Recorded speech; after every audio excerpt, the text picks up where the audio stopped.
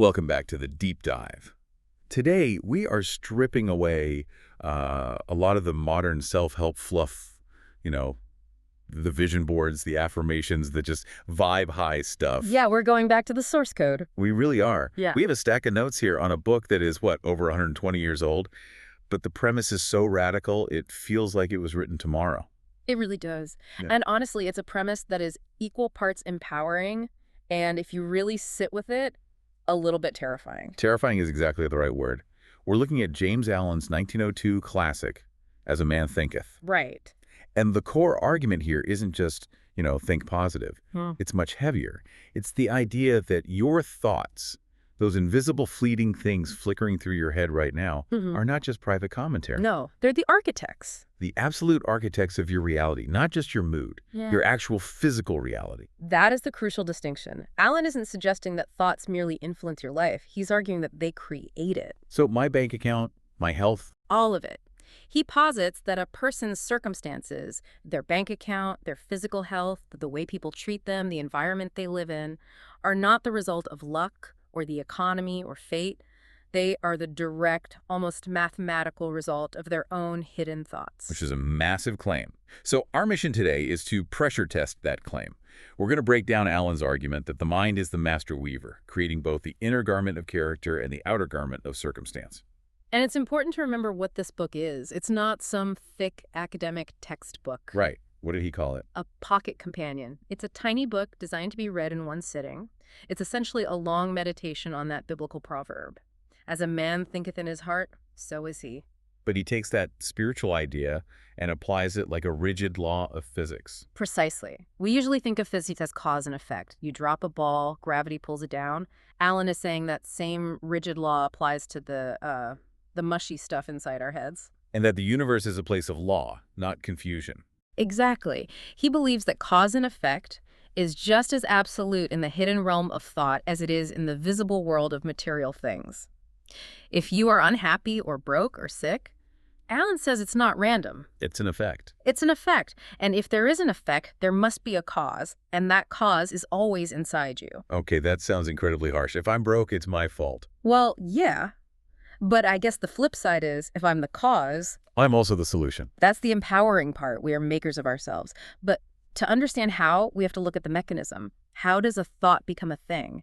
And he starts with his most famous metaphor. The garden. The garden of the mind. Right, the garden of the mind. Now, this is a metaphor I think most people have heard loosely. Plant good seeds, that sort of thing. But Allen is very specific about the mechanics of this garden. He is. It's not just about planting. It's about cultivation versus neglect. He says a man's mind can be intelligently cultivated, or it can be allowed to run wild. But the key insight, the part people miss, is that the garden is never static. Exactly. It doesn't just sit there empty if you don't plant anything. It must and will bring forth something. Nature hates a vacuum.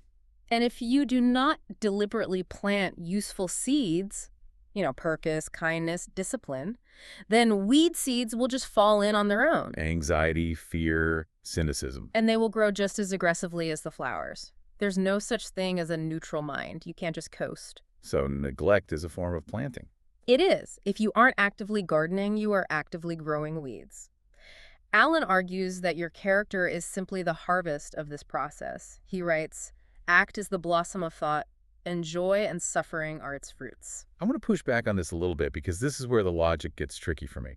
He says every act is a blossom of thought. But what about spontaneous things? You're in traffic, someone cuts you off, and you snap, you scream. You didn't plant that. It just happened. Allen would stop you right there. He argues there is no such thing as a truly spontaneous act. Really? Even in the heat of the moment? Yes. He says that snap moment, that wasn't the cause, that was just the opportunity. That moment revealed a thought that had been secretly fostered in the heart for a long, long time. Oof. So the anger was already there, just waiting for a driver to cut me off so it could come out. That's his argument. Think about a criminal committing a crime. We look at the news and say, he just snapped. Right. Allen says, no. The criminal thought, the resentment, the greed, the lack of empathy, that was the seed. It was watered and fed in the secret garden of the mind for years, maybe decades. The circumstance just opened the gate and let it out. That puts a terrifying weight on daydreaming. It's like we're constantly rehearsing our future character, even when we think we're just spacing out on the couch. We are. We are never not gardening. Every secret thought is a seed that will eventually strive to blossom into an act. Okay, so that covers the internal world, our character. Yeah. I think we can mostly accept that our thoughts shape our personality. But here is where it gets really interesting and maybe a little controversial. Segment 2. The mirror of circumstance. This is the idea that our outside world, our job, our bank balance, our friends, is a reflection of our inside world. This is definitely the most difficult concept in the book for people to accept. Alan asserts that environment is but his looking glass. The looking glass. So, let's play this out. If my environment is chaotic, my finances are a mess, my relationships are dramatic. Alan says, that's not just bad luck, that's me.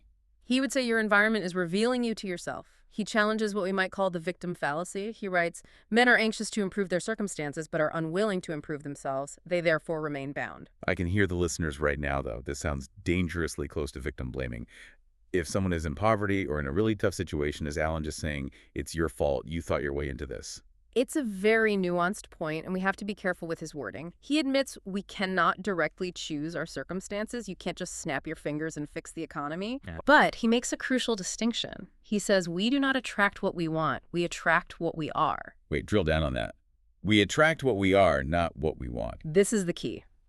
You can want to be rich. You can want to be safe. You can want to be loved.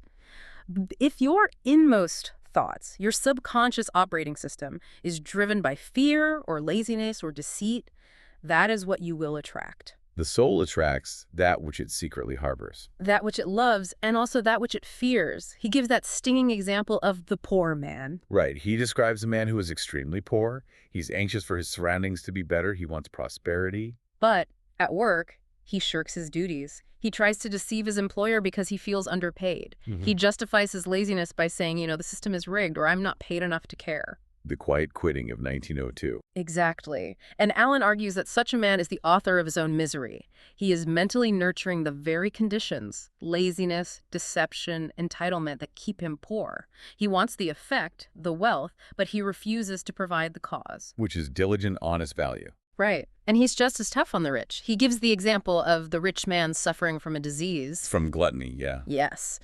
The man is willing to pay huge sums of money to doctors to get well, but he is not willing to sacrifice his gluttonous desires. He wants the result health without abandoning the cause. Right. He is cheating the law, as Alan would say. You cannot have the effect if you keep feeding the cause. So for the listener who is going through a hard time right now, stuck in a job they hate, maybe, Alan isn't saying stay there and suffer. He's saying what? He's saying, look at who you are in that situation. Are you acting like a victim? Are you resentful? Are you fearful? If you change your internal setting, if you become the most diligent, positive, capable person in that building, the circumstance has to change. Because you no longer fit that environment. Exactly. Either you'll get promoted or you'll outgrow the place and leave. But you cannot change the outside until you change the inside. If you change the seed, you change the fruit. Speaking of effects, let's talk about the most immediate one, our physical bodies.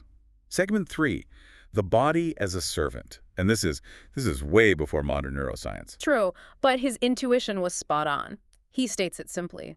The body is the servant of the mind. It obeys the operations of the mind, whether they are deliberately chosen or automatically expressed. He paints this really vivid picture of aging that, it made me laugh, but then I immediately ran to a mirror. He talks about wrinkles. He does. He claims that wrinkles are not just a result of time, they are signatures of character. He compares the face of a 96-year-old woman, which he says has the bright, innocent face of a girl, to a middle-aged man whose face is drawn by passion. Drawn by passion. That's a polite Victorian way of saying he looks grumpy and worn out. Pretty much. Yeah. Alan says he knows faces drawn with deep lines of thought, others with passion, others with discontent. So, sour thoughts make a sour face. Literally. He argues you cannot have a sweet and wholesome body if you have a sour and discontented mind. A face doesn't become sunny by chance. It becomes sunny through thousands of sunny thoughts. It's conviction time for everyone listening. Check your expression right now. What have you been thinking about all day? Because apparently it's being etched onto your face in real time. It goes right back to the garden. The body is just the soil. If you plant envy and anger, the body produces the weeds of illness. If you plant gladness, it reflects that radiance. Okay, moving from the body to the career. Segment 4, purpose and achievement.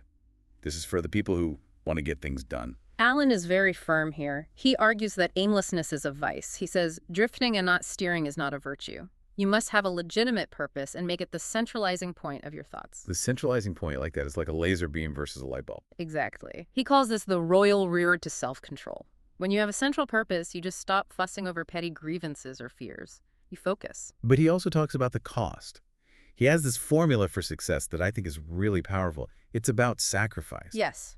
He who would accomplish little must sacrifice little. He who would achieve much must sacrifice much. He who would attain highly must sacrifice greatly. What exactly are we sacrificing here? Is it just time? Sleep? It's deeper than that.